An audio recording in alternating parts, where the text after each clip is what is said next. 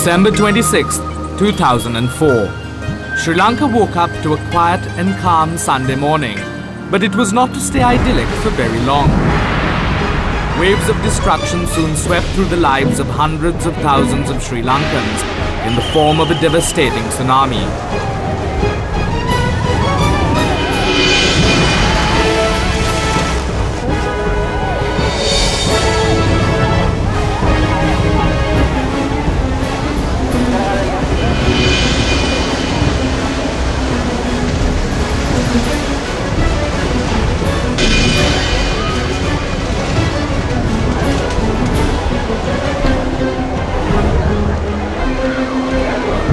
An earthquake off the coast of Indonesia triggered the massive tsunami, which wiped away entire villages along Sri Lanka's coastline, killing over 35,000 people and displacing nearly 800,000 more.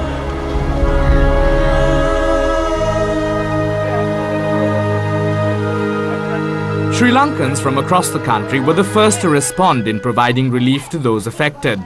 Their contribution to relief initiatives was phenomenal. Hastily organized kitchens began to produce meals, which were distributed amongst the affected communities. When I think what all the Sri Lankan people lost, life, business, everything, I think 2 generations can't develop in this situation. What he can make with this.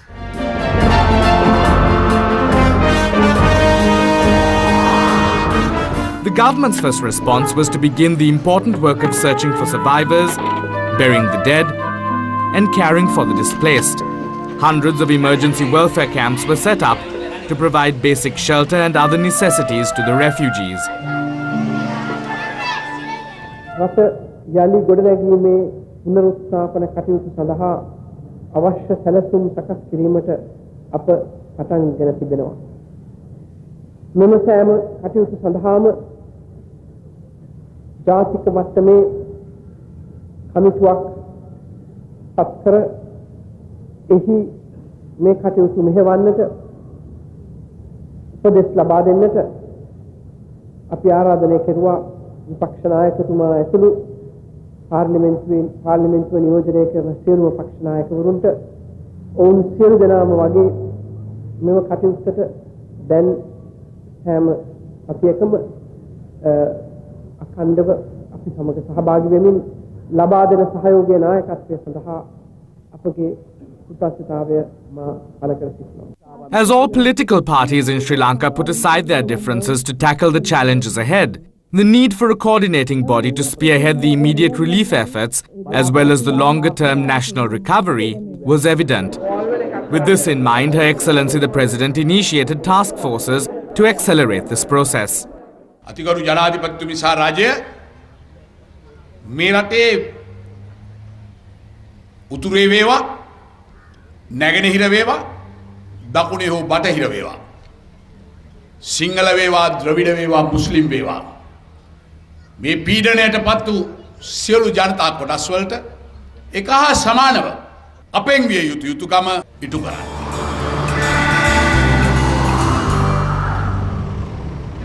The international community also responded rapidly to the tragedy. Individuals, aid organizations, and governments from across the world immediately came forward with pledges of finances, relief supplies, and personnel. Plan will provide assistance in recovery of habitat like housing, water, electricity, and the like in the new townships to be developed by the districts. World leaders too did more than just send messages of sympathy. They took a personal interest in the relief and recovery work in Sri Lanka.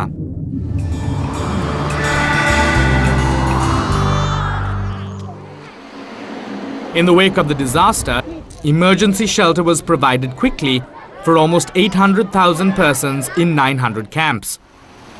Within just 2 weeks of the disaster, the government had made all roads motorable so that it was possible to reach all affected Sri Lankans with the aid they required.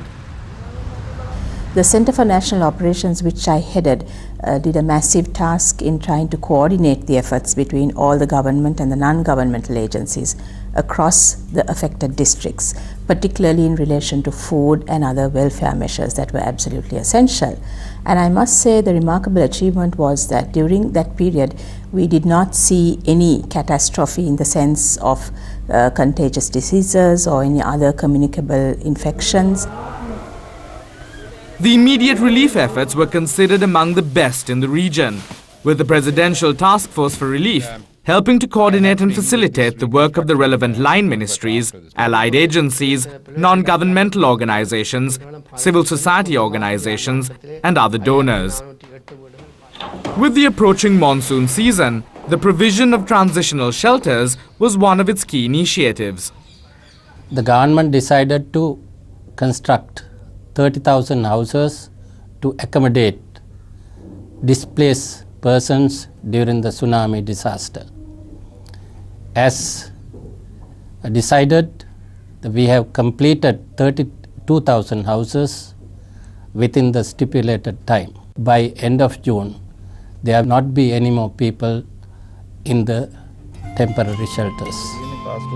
The efficient and successful relief initiatives paved the way for the longer-term rehabilitative and restorative work to commence. It is currently estimated that over 77,500 houses were damaged by the Boxing Day tsunami, more than 41,000 of them being completely destroyed. The government has already received pledges from 212 donors that far exceed the permanent housing needs and has now accelerated their construction program.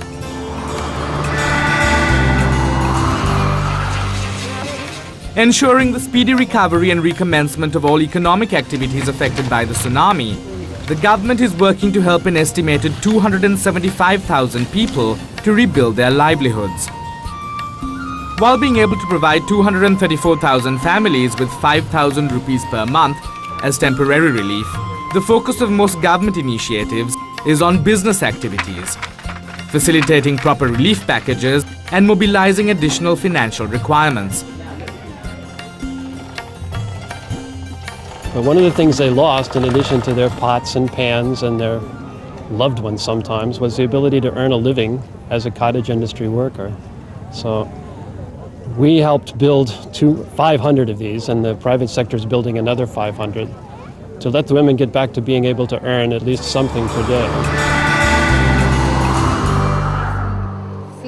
Among the most urgent needs is the restoration of health services in the affected areas. The government, working together with the private sector and other donors, have successfully started restoring healthcare services along the eastern and southern coastal belt.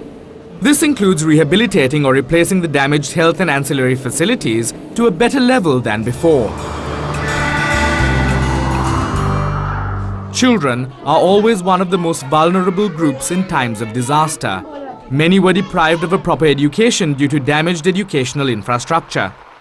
The government has already begun work to facilitate the restoration of 182 damaged schools and to vacate the 282 being used to shelter the displaced. Other vital areas of infrastructural rehabilitation and reconstruction include water supply and sanitation, railways, telecommunications, and power. Infrastructural damage to water supply and sanitation services in coastal areas is estimated to affect over 550,000 Sri Lankans.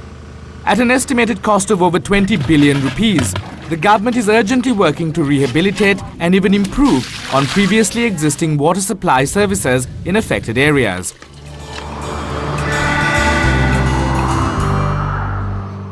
In the case of the 160 kilometers of damaged railway tracks and the 10 railway bridges, the restoration will include an upgrade that will allow an increase in maximum speed on the line to 100 kilometers per hour and double rail tracks from Negombo to Mathura. In the telecommunications sector, services from Jaffna to Mathura were partially or totally affected in the wake of the tsunami. Restoring these involved the relocation and reconstruction of towers and exchanges. Provisions will be made for a larger number of connections to households than were previously possible. With over 220,000 households losing access to electricity due to over 7,000 kilometers of power and service lines being damaged, the cost of restoration is estimated at nearly 12 billion rupees. Progress has already been made with the restoration to service of 47 substations. As might be expected, one of the hardest hit industries was that of fishing. 15,300 boats and 1 million nets were damaged or destroyed. Pledges for approximately half of the funding required for complete restoration have already been secured by the government from bilateral and multilateral donors. This includes the rehabilitation of damaged fishery harbours and anchorages. The tourist industry, which had just begun to recover from the decades-old civil conflict, was also dealt a severe blow by the tsunami. There was a drop of 70% in tourist arrivals within the first 2 months after the disaster, something that the industry could least afford in consideration of the estimated 25 billion rupees in damages it incurred. The government is helping to put in place the necessary infrastructure for the revival of the tourist industry. Their work has included providing tangible economic incentives to hoteliers, low-interest loans, uplifting the morale of the local stakeholders, and promoting an improved image of the industry overseas. The tsunami reconstruction phase, the damage assessment was done in record time as far as Sri Lanka was concerned. And at the next stage, the tsunami reconstruction strategy, along with the project pipeline, has now been finalized, fully funded, and the work has begun on the ground. For example, in housing, which is one of the bigger areas, by July, 26,000 out of the required 50,000 new houses would be already under construction. So that is a tremendous achievement. And likewise, all other sectors, the work has started. At a time when hope is all some people of this country have, it is important that Sri Lanka not just be returned to normalcy, but to be better than it ever was before. To achieve this, the government of Sri Lanka is facilitating the speedy and efficient progress of the rebuilding process, ensuring that the benefits of local and international aid are able to build a better today and tomorrow for all Sri Lankans.